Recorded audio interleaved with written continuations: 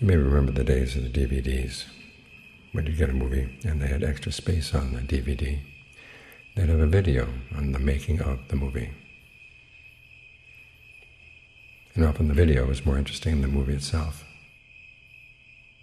Explain how they had their special effects. These are more interesting before the days of computer graphics. Things they would have to do to create an impression.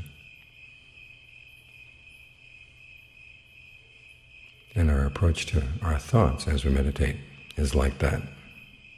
You get into the thought world, and that's like being in the movie, allowing yourself to be deceived by the appearances. But the Buddha is having you step out and look at the making of your thoughts.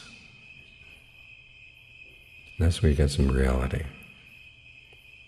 Because the thought world is basically make-believe. There's the word sanya in Pali, which means perception. It's been taken over into Thai, where it also means an agreement.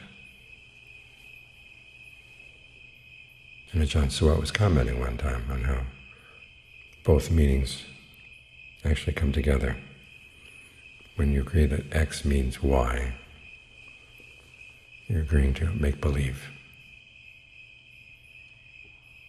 And so when you're in your perceptions, you're in an agreement to make believe. And you want to learn how to step out of that, because those thought worlds, those are states of becoming. And as the Buddha said, when you have a craving for becoming, that craving is also going to create suffering. So we have to change our values. Often we like our thought worlds because they're entertaining. We use our thoughts to figure things out, and sometimes not just to figure things out, but to have some fun. And we think it's innocent fun. It's like that novel written by a friend of mine one time. It's a novel about Chinese deities. They're the male deities and the female deities.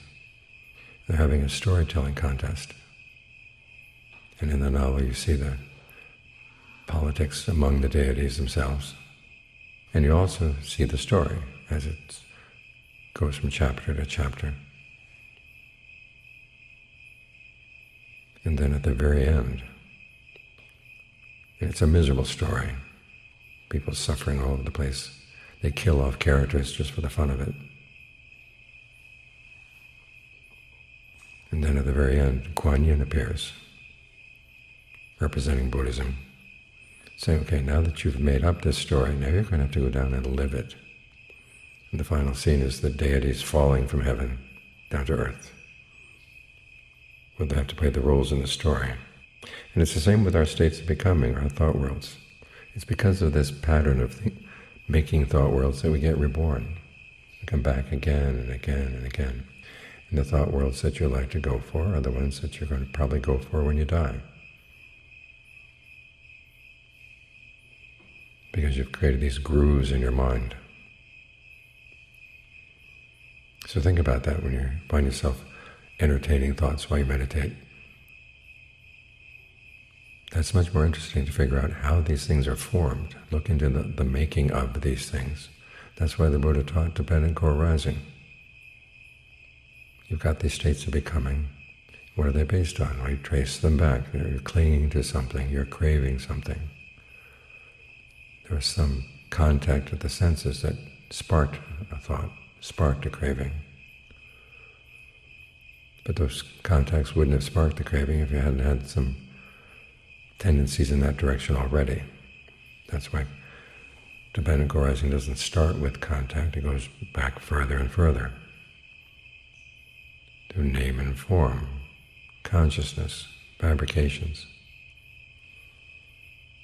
We learn how to see these things in these terms. That allows you to step out. And we get practice in these terms as we try to get the mind into concentration. That's with fabrication.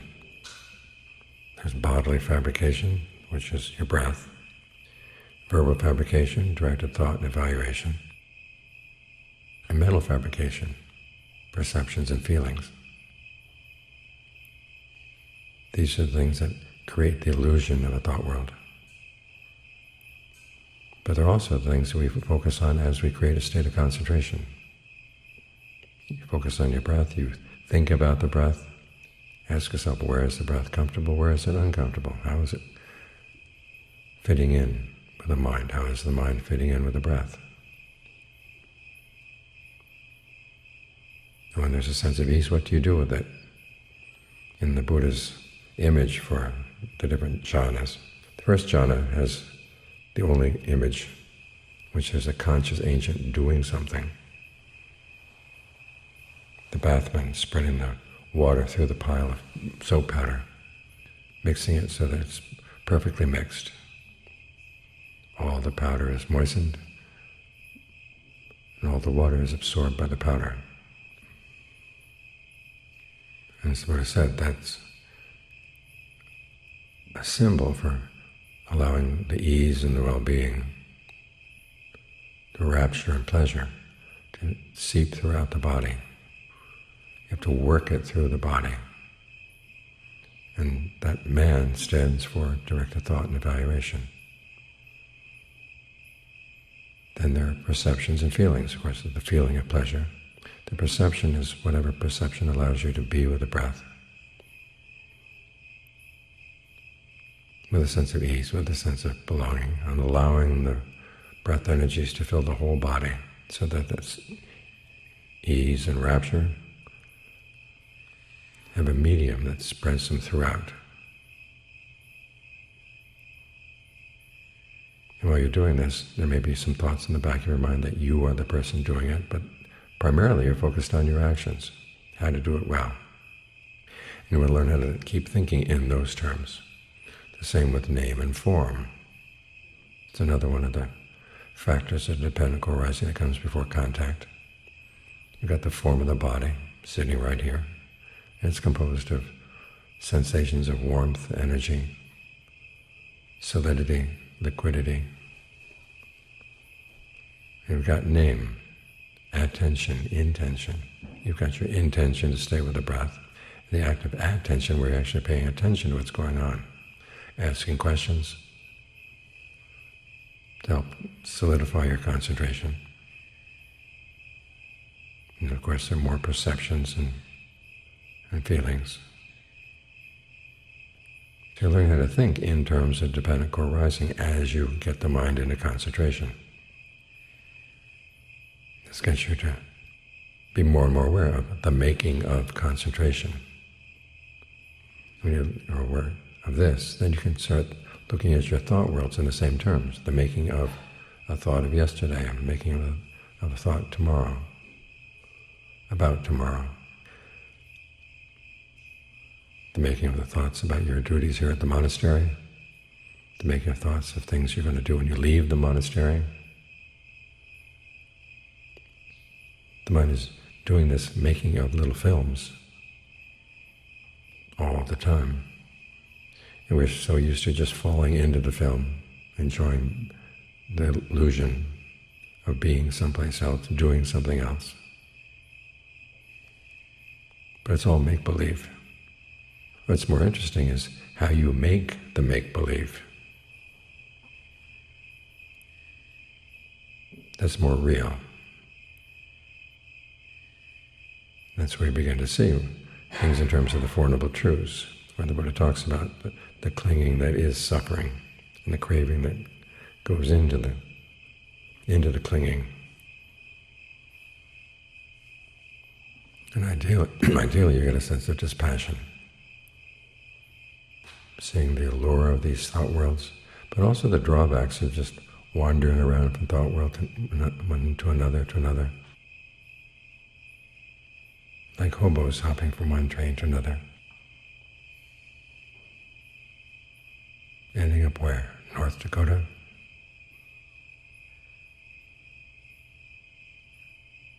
Where do your thought worlds take you? They drop you here, drop you there. But they keep dropping you, but you don't mind because you're going to make another thought world, and then another one, then another one. That's the attitude most people have.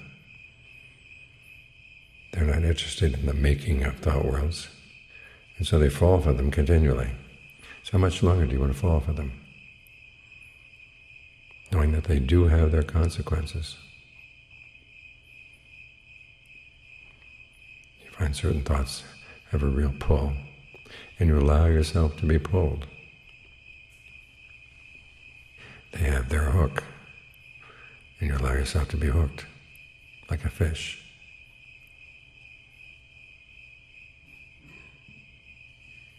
And then when the body is weak and is about to die, those old habits will come back.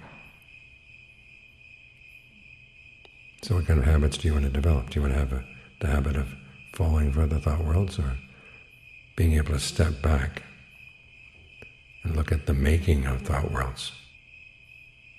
If you can have that perspective, even at the moment of death, the result is going to be much better. You can learn how to stop fooling yourself, stop falling for your illusions, basically because you see how they're made.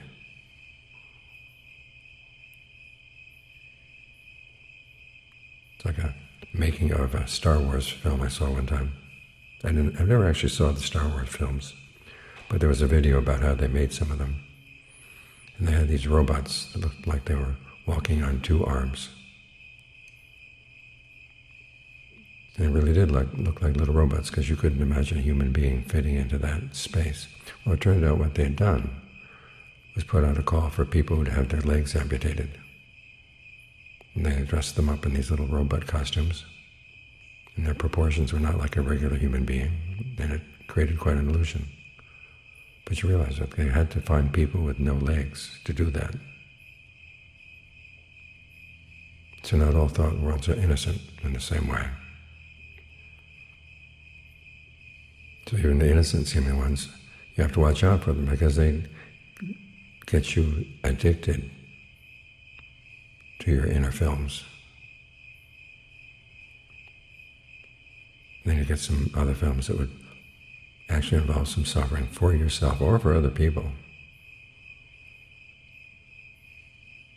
So think about that as you find yourself interested in your thought worlds. Take an interest, but take an interest in the making of the thought world. And you'll actually learn something of real substance.